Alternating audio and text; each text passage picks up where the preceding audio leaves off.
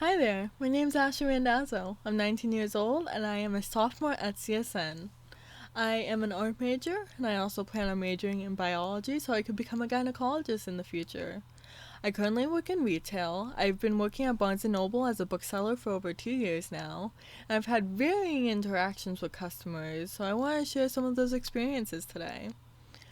Sometimes customers come into the store and they don't know exactly what they're looking for. They don't know the title nor the author. Sometimes they know the book cover, but that's very little information to work with. For example, if I have a customer come into the store and they're like, I'm looking for a book with an eye on the cover.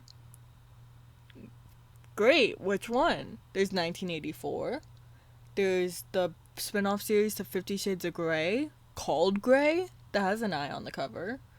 Bluest Eye by Toni Morrison doesn't technically have an eye, but it has the word eye on the cover. There's Unravel Me, it's a very popular young adult book series. All the books in that series have eyes on the cover.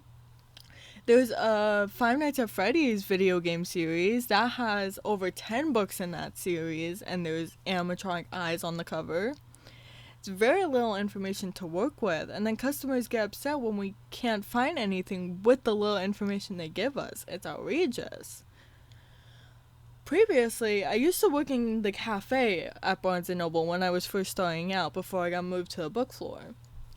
There was an old guy that I was customer servicing. I was asking if he wanted his name on the drink, if he wanted any add shots in his drink, all this stuff.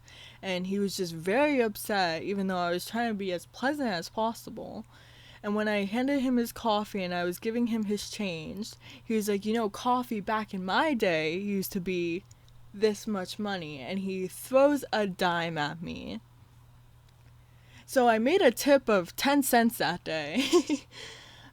It's kind of crazy that, he just threw change at me and I was being nice as possible. Dude was just having a rough day, and that's been some of my, worst experiences with just customers, throwing change. I also, probably one of my most memorable experiences, had a guy come up to me and he started chatting me up. This was, the first month I was finally on the book floor, and I was cleaning up the toy section, and he goes ahead, he's chatting with me, and keeps telling me, he's like, you're just so extremely beautiful, you're very pretty. And I'm blushing, I'm like, okay, this is crazy, well, okay. And he goes ahead and he was like, do you want to get coffee sometime? I'm like, oh, he's hitting on me, which should have been obvious from how he was saying that I was beautiful. And he goes ahead, and I'm freaking out. I'm like, I'm 17. Oh, you're 17? I thought you were 26. First off, fuck you. Second off, never assume a woman's age. A woman, I was 17. I was a teenager. And then he immediately asked afterwards, does age matter? Yes, sir. Yes, sir. Age does matter. Very important lesson that I never thought I would have to teach to a man who thought I was 26. So, is working in retail worth it? Is the real question.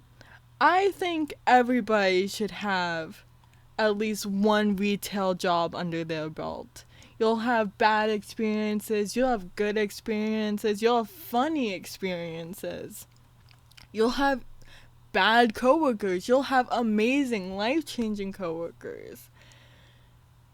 Retail, everyone should know what it's like to work in retail. And that's really the takeaway from this video.